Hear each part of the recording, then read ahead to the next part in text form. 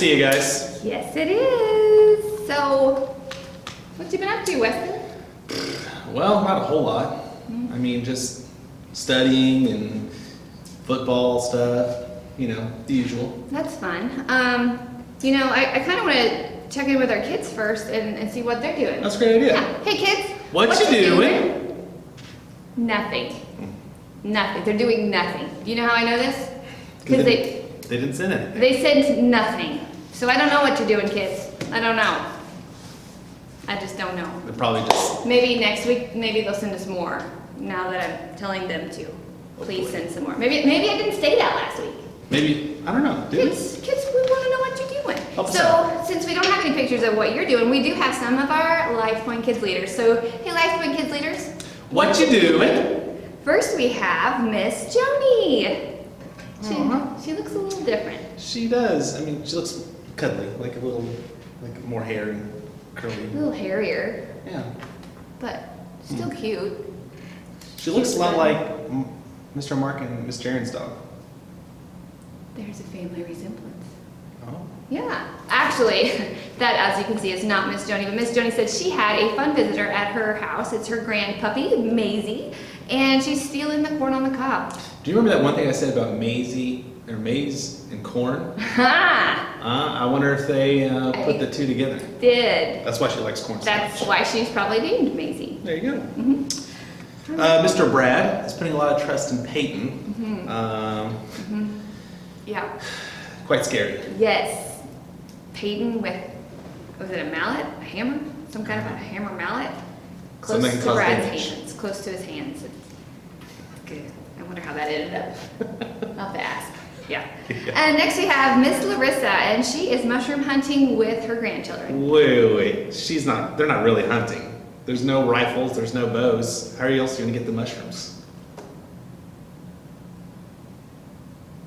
Well, I guess you can work on that in your next study session. I'll try to figure that out. Yeah. All right. So that's all of our leaders. Oh, don't forget about Jethro. We have a leader named Jethro? Well, Jethro is my dog. Oh. And it was his birthday on Tuesday. Okay. So we had to just get a little picture of him in there. Okay, yeah, he's pretty cute. He's got a hat on. Just chilling. Did he borrow that from you? He did. He did. The hat's really small. Really? Covers up my bald spot that nobody can see. Small hat for that? All right, kids, send us some more photos, please, because we need them. We miss you. We want to see what you're doing. All right, well, let's just go ahead and go out and about with Laney. Yeah. Hey, Laney. Hey y'all, it's Out and About with Laney, and today with the help of our 3 leaders, we're gonna have a race, so let's go. Woohoo! Alright, let's set it. Be careful with my butt. Go!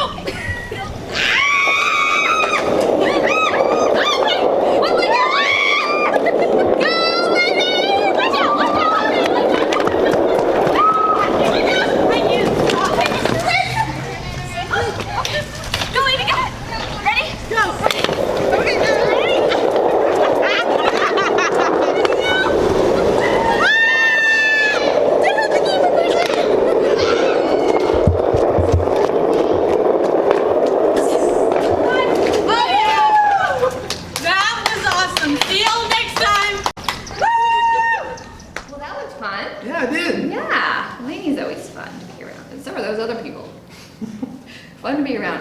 Okay, I got a quiz for you. Okay, I'm ready. What is the last book in the Bible called? The glossary. It's at the very end. Okay. Where is the book of Revelations found? Based off the board after Genesis. Yeah, Well, after it Genesis. is actually true. It is after Genesis. So it's not the first book of Yeah. the Bible. Do you know who wrote the book of Revelations? I don't. Okay, well, that's okay. I feel like we're going to find the answers to these questions and lots of more information when we go check in with Amy on something about something with Amy. Hey, Amy. Hey, boys and girls. Today I have a story for you, and it comes from the book of Revelation. Now, Revelation is the very last book in the Bible. It's not the glossary, Mr. Weston. It's Revelation. And the story comes to us from the Apostle John. He is writing everything that he saw. So let me step back just a little bit. So John is actually on this island. It's a very rocky island called Patmos. And he got there not because he wanted to be there, but because he had been forced to leave the mainlands and go live on this rocky island to become like basically a prisoner on this island, because he would not stop talking about Jesus. After Jesus had died on the cross and rose again, he was telling everybody about that, and he wouldn't stop. And so a lot of people got mad, and the people in charge forced John to go live on this island as a prisoner. And you know, John could have saw that as a reason to stop talking about Jesus, because now he's living on this island where there's not very many people, but he didn't. He said, no, there are people here, and I'll share Jesus with them. So he took his negative and turned it into a positive and continued to talk about Jesus. But one day, John is actually, you know, he's there on this island in this remote area, and one day he hears this very loud noise come from behind him. And he actually describes it to be as loud as a trumpet. And this loud noise was a voice, and it's speaking to him. And he's listening to it, and the voice commands him to write down everything that he sees, and then to send it out to these 7 churches in these 7 different towns.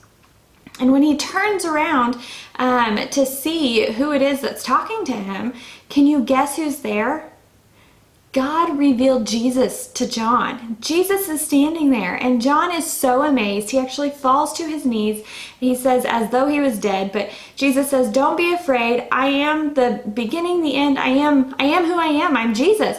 I'm here in front of you. And John is just so amazed by the sight of Jesus, and he tries to write down, you know, in our words, just how amazing his appearance was. And some of the things he uses to describe Jesus: he's wearing a long robe with a gold sash across his chest, and his hair, it's so white, it's just pure white, like snow, and it's like wool.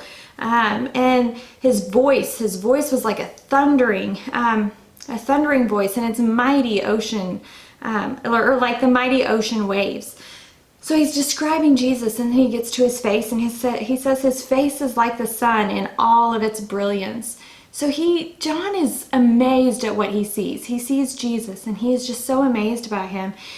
He can't even put human words to the sight that he saw, but he definitely tries to, and I just got to give him some, you know, praise for that, because I don't even know if I would be able to describe Jesus in words to help people understand what he saw. But you know, it didn't stop with that. Jesus didn't just show up and say, here I am, look at me. No, he went on and he showed John a little bit of what heaven looks like. And that's where he says, you know, to write down everything that you see and share it with people, so that not only you can have hope, John can have hope in the beauty of heaven and the wonderness of heaven, but also everyone else, you and me, we can have hope in the fact that one day we can go to heaven to live with God. And so John sees heaven, and this is a place that we talk about all the time, where we get to live with God. And I'm going to read Revelation 21 verses 3 through 5, and this is where John, it's just a little bitty picture of what he saw. And the whole book of Revelation is John's words trying to describe just everything that he saw, that God revealed to him about heaven and Jesus and all of it. And boys and girls, it's a very confusing book to read, but it's a wonderful book, because it's a book of imagination, but it's truth. It's all truth. But let's turn over to chapter 21, verse 3 through 5, and I'm going to read this just short passage where John is describing what he saw. He says, "And I heard a loud voice from the throne saying, 'Look, God God's dwelling place is now among the people, and he will dwell with them. So God, his place that he lives is now among the people, and he's going to live with the people. And he goes on to say, they will be his people, and God himself will be with them and be their God. He will wipe away every tear from their eyes. There will be no more death or mourning or crying or pain, for the old order of things has passed away. He who was seated on the throne said, I am making everything new. Then he said, write these things down, for these words are trustworthy and true. So this is just a small little segment of what John saw, but he saw that in heaven it's a place where God lives with us and we get to live with him. And it says, he wipes away every tear from our eyes, and there's no more death, there's no more sadness, there's no more crying or pain. And I think about that, and like with everything going on right now in our world, how hopeful it is to be able to one day live in heaven with God, with no more tears and no more pain and no more sorrow. And I just find that so amazing. Don't you, kids? And not only that, but in amongst Revelation, John actually says this is a place where we get to serve God freely, 100%, no sin, no struggles, no temptation pulling us away from our service to God. We get to serve him freely, and we get to live with him purely. And boys and girls, I look so forward to that day when we get to go to heaven. But the bottom line to the story of John and everything he saw about heaven, and if you have more questions, sit down with your parents and read through Revelation to try to get an idea of what this amazing heaven looks like. But the bottom line is, boys and girls, that no matter what we're going through here on earth, God will make everything right for those of us who trust in him. So boys and girls, that's all I've got for today's Something About Something. I'll see you next week. That's something. About something. I'll be. What's Amy? Revelation. Revelations in heaven. Oh, guess what? We have a special guest today. What? A guest? Yes. You want to know who? Who is it? Pastor Mark. See, I have compiled a lot of questions that I have about heaven. Okay. And from teaching the kids in Sunday school, we've talked about heaven, and they had some questions too. So I thought we should just ask Mr. Mark some questions about heaven. He can answer them for us, and then we'll know. Yeah. So we should go find him. Let's go to Mr. Mark's house. Yes, Mr. Mark's house. All right, well, here we are at Mark's house, but I was just thinking, I haven't seen Ima. All right, she wasn't at the set, was she? I wonder where, maybe Mark knows. I don't know. Let's go ask. Hey, what's up, guys? Hey, Mr. Mark. Mr. Mark. What brings you around my neck of the woods? Well, we were here, hey, have you seen Ima? I have not seen Ima anywhere. I wonder where she could be. I wonder what she's up to today. Hey, Mr. Mark, we have some questions about heaven, and we thought we would ask you since you are a pastor. Okay, Right. And you're here. fire away. Okay, so we know how we can get to heaven. We know that we ask Jesus to be our Savior. He comes, he lives in our heart. He forgives us of our sins, and we get to be in heaven with him. But how do we actually get to heaven? Like, how do we get there? That's a good question. Is this the right direction? Like, what do you think? Like, Is there sports in heaven? Like, do I get to watch football in heaven? is there football in heaven? Like, will it be like the angels versus I don't know. Will I need shoes in heaven? Do I get wings? Can we eat? Are we angels? Do we get to eat pizza? Oh, Nachos? If we get to eat, then does that mean that we have? Are there toilets in heaven? is there El Toro in heaven? Is there toilet paper in heaven? That's important. If there's That's a good question. Like, I don't know, like, who's going to be my neighbor in heaven? Do I get a mansion? Do I get a place? do we get like a bunk bed? Do we get assigned to a room like at camp? Or wait, do we have cars in heaven? Do we have physical bodies in heaven?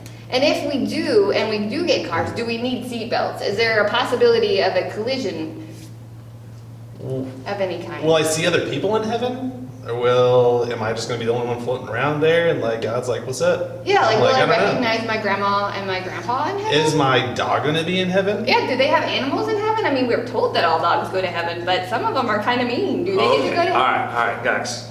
That is a lot of questions, all right? And unfortunately, the Bible doesn't tell us a whole lot about what heaven's going to look like, except for the fact that it's going to be more amazing than we can ever imagine. Now, as far as dogs, I think definitely we will have dogs in heaven. It says that there will be sheep and wolves, and they'll be lying down together. Cats, however, I don't know. I can't make any promises on that. But there are some really awesome things about heaven. But ultimately, God doesn't really need us and want us to know all kinds of specific details. We're just supposed to trust that it's going to be greater than anything we could ever imagine, because there's no more hurt, no more sickness, no more dying, no more sin. And most importantly, we're going to get to hang out and talk with Jesus and God anytime we want. So it helps me to remember that heaven is going to be awesome. And I'll figure it all out when I get there. Very good. Nice. Good thinking, Mr. Mark. Awesome. Well, thanks, Mark. We appreciate your time. Yeah, if you see Ima, tell her we're looking for her. Yep. And she's missed on the set. Hey, stop by anytime, guys. See ya. See you later. Will do. My knees don't work. Well, I feel like I have lots of... Well, Ima! Well, hey, Ima. She got her fanny pack on. Huh. She's ready to... What'd you go do? Let's go visit people. She needs to learn to check in. Yeah. So do you kids. Hey, let's go to last week's winners. Since we didn't have anybody this week, we should put all the leaders' name in their own bucket. We should just draw out of the leader bucket. That's a great Perfect. idea. What do you think, kids? Is that a good idea? My name's in there lots of times because I'm here every week. We're just kidding, kids. We're gonna draw out of your bucket. We love you. It's okay. All right. So you draw one name. Oh wait, no. You said it. We didn't do it. Hang on. Put it back in. Sorry. You wasn't following the rules. Last weeks before winners, Charlotte and Zoe. Yes. I got to see them. There's probably a picture on the screen. Mark, I'm sure, stuck it up there just now. Right now. Charlotte, and now Zoe. Right. Oh, there they go. There they are. Yep, girls, it was good to see you and visit with you, and I hope you are enjoying your new exercise thing that I got you. That I'm pretty sure I can't do. I'm not working that. Anyway, okay, we're gonna draw this week's names. I'm drawing one. It's a green one.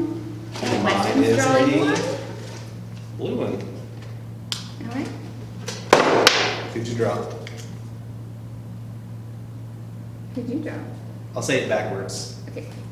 Isaj or Jace. I drew Jace. Jace Pittman? You're so I know, he just put his name last week. Yeah, good. All right, Not Jace. bad. I hope you're watching, so you know you won. Yeah. And then we also have Peyton. Now, we have two Oh, Peytons. right. One Peyton that won the first week, and then this one, Peyton Boyd. Oh, you won. yes. You won too. So, all right, Peyton and Jace. You guys are our winners. We will be seeing you soon with a cool prize. And when I say we, it's probably going to be me. I got football camp this week. Sorry. That's fun. It is. It's kind of hot out. Yeah. Okay, well, kids, it's been another great week. I hope you learned something. I know I did. I hope you had fun, because I did too. Did you have fun? Yeah, had a great time. You had a great time. All right, well, we'll see you next week for another episode of The YTBN Show. Later, y'all. Peace.